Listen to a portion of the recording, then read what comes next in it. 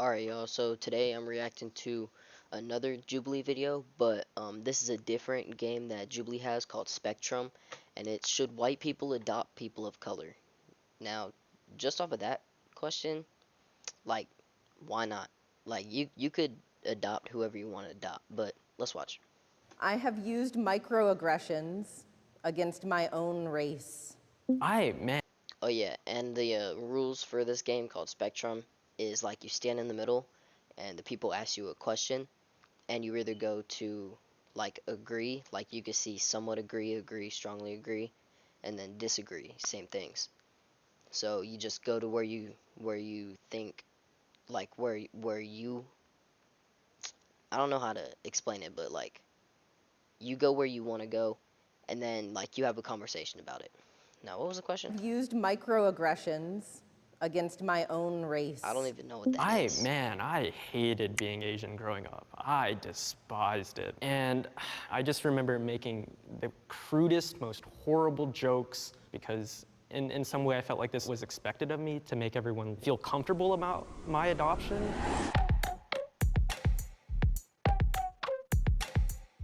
What is the experience like for transracial adoptees in America?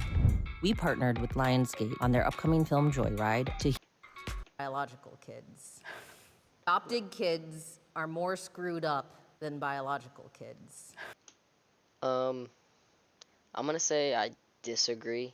I strongly disagree because like it's just how you grow up with the people around you and your family and stuff like that. So you could get adopted into a good family, you could get adopted into a spoiled family, and then same with biological kids. You could have good parents, you could have bad parents, so I strongly disagree. 3, 2, 1, go.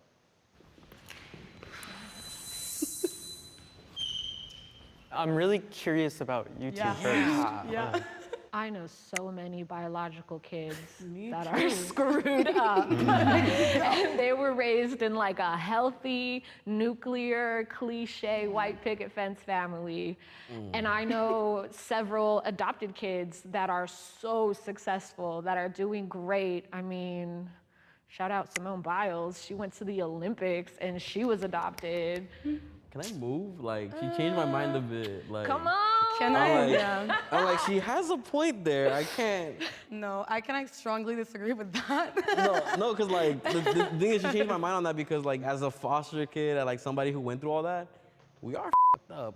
Like we go through so much like through that whole process, seeing and feeling neglected from like the foster parents. But I don't let my past, where I grew up, like define who I am to make me screwed up. Yeah, so I'm on strongly agree because I've been through a few therapeutic boarding schools, wilderness programs. One of them, I remember, it's a place where wealthy parents send their children, so it's privilege. And even with all that privilege, everybody there was messed up,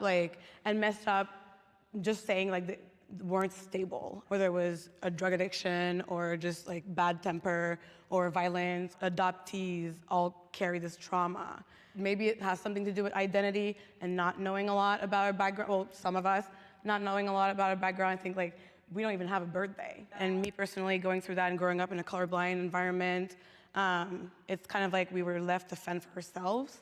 And I think any children that have to fend for themselves are gonna go through some messed up shit. Okay, but like I said, like that's you. What about? Thank you for sharing, like, by the way. other I look people at who this are question different? through two lenses. The adopted community as a whole is 4 times more at risk of suicide than non-adopted That's crazy, counterparts. but still, I think that's that not adopted everybody. kids are more Maybe, like- at risk for struggle, not because of us, but because of society and because of the dominant narrative of white saviorism that is all surrounding adoption.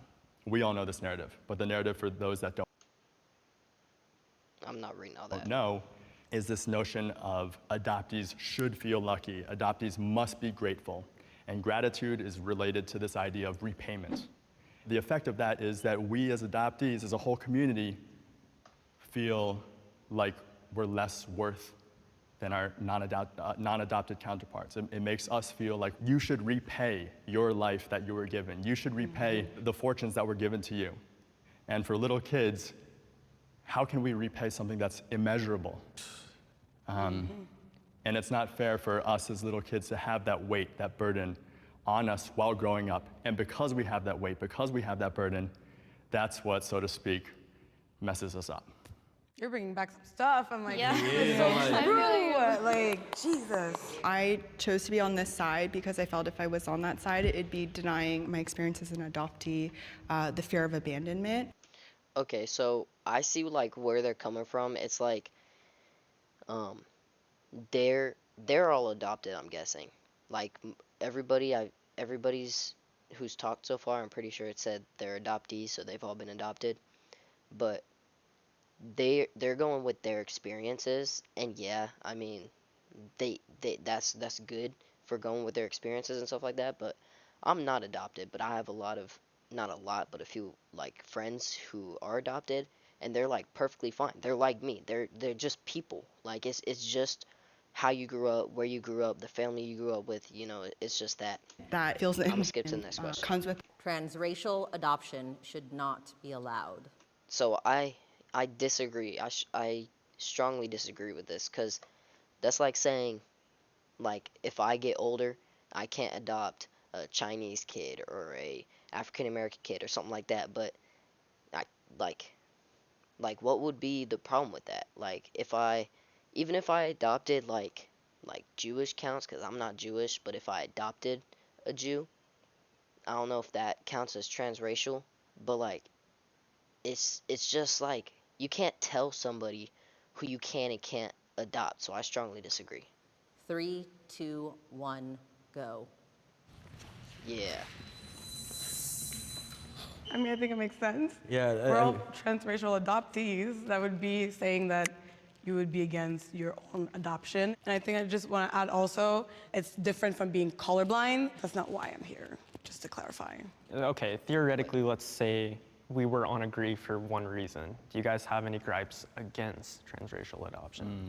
No, they're all on the same Transracial side. That makes it boring. To you as a transracial. Wait. You tell me some of the crazy stuff that people have said to you as a transracial adoptee. Okay, who are your parents? Because my parents are white, so they never know where they are in the crowd. Do you know your real parents though? What country are you originally from? Oh yeah, where are you from? I just get made fun of being adopted, so I would say my parents chose me. Yours just stuck with what they got. That's So funny. lucky. Congrats. Oh, that was a big one. People would literally be like, congratulations. For what? Are your parents coming to the parent meeting conference? They never came. Or are they coming to your football game? Never came. He was trying to be funny. He was trying to get some laughs. That was not funny For at all. me, it actually comes from other Asians, so the microaggressions, it's like, yeah, Eli's white, or hey, if we go to a potluck, you can bring them a meatloaf, right? Reset. Trauma throwing. Yeah.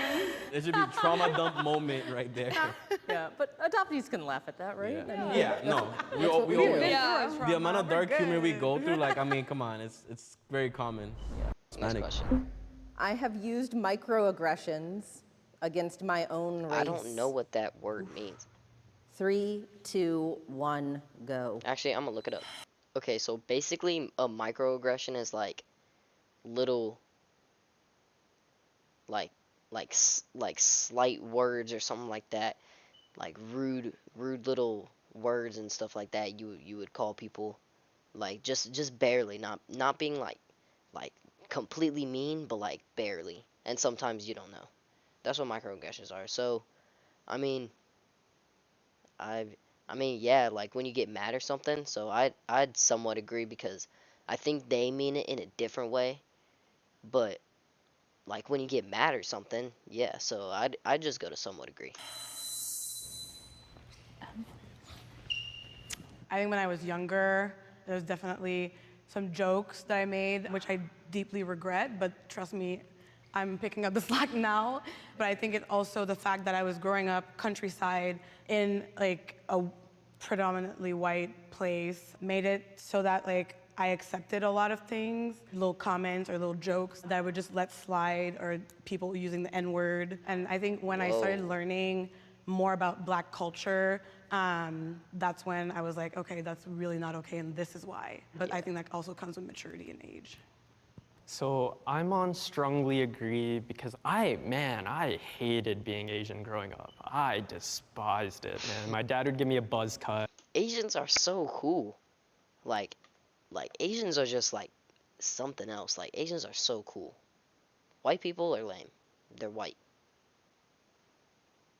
But Asians are cool. I had classes, and so every time I went out, we just kind of would get looks because there's 5 adopted kids. And man, I just remember making the crudest, most horrible jokes because it, in a weird way, validated me as like an Asian almost, because in some way I felt like this is what was expected of me, to make these jokes, to make these comments, to make everyone laugh and feel comfortable about my adoption. And what I realized is, dang, like first off, I'm starting to believe this stuff. Second off, I'm doing it in service of others. Like I'm making these jokes to make other people feel comfortable. I do identify with your story as well. I grew up also like hating that I was Asian, but like specifically Chinese. Okay, and Asian women, oh my God, Asian women. I would hear like kind of a negative connotation about Chinese, that like they're liars and they're ugly, and also being around predominantly white community and like in high school, like hanging out with a lot of group of girls that were often white and I was the token Asian, like just made me more and more hate my appearance and not think that I was attractive. I guess with being insecure with that, it's almost like, yeah, that internalized racism and like self-hatred that happens. So that's why I am on this side as well. Oh, can I add one thing to that? Yeah. Like totally. I don't know why he's in the middle. I don't think you're allowed to be in the middle. I think you have to go to a side, but hey. Resonant with what both of you guys were saying. I was always proud to be Asian. I was proud of my differences, but I think it was always interesting reckoning with this idea of being proximal to whiteness. And what I mean by that is when white people growing up said, oh, like you're basically white, they were saying that to validate me as being like a first-class citizen because I'm like almost white because I was raised in a white family. And then when Asians would call me a banana, or when Asians would say, oh, well, you're not really Asian, that would hurt on a different level. Yeah, I would get that too. Because, of course, we are Asian. And yeah, it just feels incredibly invalidating. I mean, for me, like, I'm on strongly disagree because I'm a proud Hispanic. Like, I'm Nicaraguense and I'm Honduran, and I'm always gonna be proud of that no matter what. And I get how some people can be like, oh, my race, like, it falls in my bloodline that, like, there's alcohol. Adopted next one. a little Next Native question. American baby, which is me. Nature is stronger than nurture. I don't know. That's a tough one. Nature is stronger than nurture. I'd probably go to somewhat agree, but I couldn't tell you why. Hopefully they bring up some good points about this question. This is a good question. 3, 2, 1. Yeah, Go. she's confused. Yeah, they're all confused. Nature is stronger than nurture. So your genetics exactly- are stronger than how you were raised. Oh, Yeah. okay. This is confusing. I know you said it. You said it correctly. We just, Yeah. yeah, it's.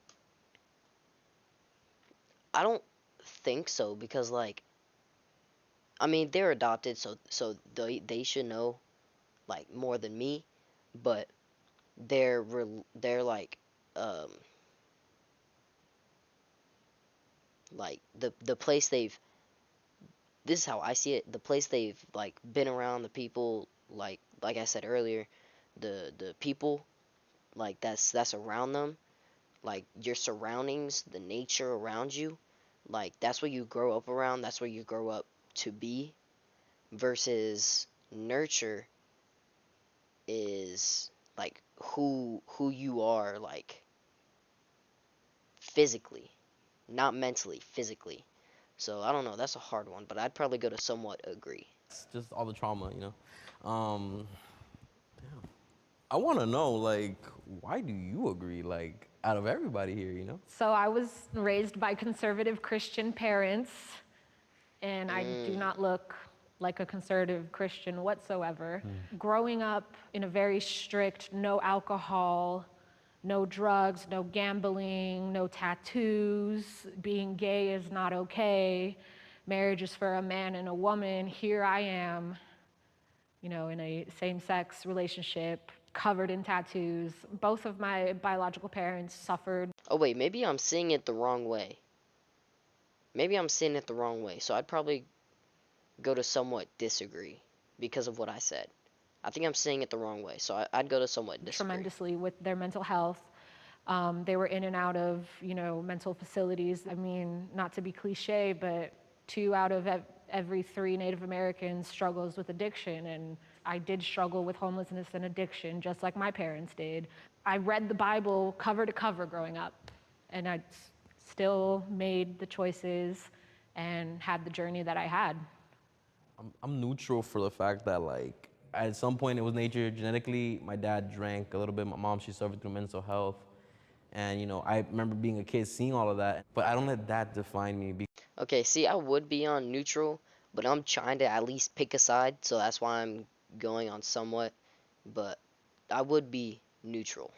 Because genetically, like I said, you can stop genetically the nature of what you're surrounding. That's exactly what I'm trying to do. I'm the first person in my biological family to go to college. You know, thank you, just got accepted to a UC. Yo, Crazy. congrats. Thank you. It's never too late to get an education, but you know, like I'm on that path trying to make a better life for myself. Yeah. Being a criminologist, nature versus nurture is one of the biggest dilemmas. And after almost 10 years studying, I'm here because I see that environment affects people tremendously. Whether you're still with your biological parents, whether you're adopted, foster care, it doesn't matter. For example, crime or criminality can be developed by your environment. If you grew up in like white suburbia, white picket fence, a lot of money, or if you grew up in a family where everybody is gang related, has more chance of developing criminality, right? And it's not necessarily who your parents are or your bloodline. So that's why I'm Who here. you surround yourself with. Yeah. Okay. Okay, I'm understanding it better now.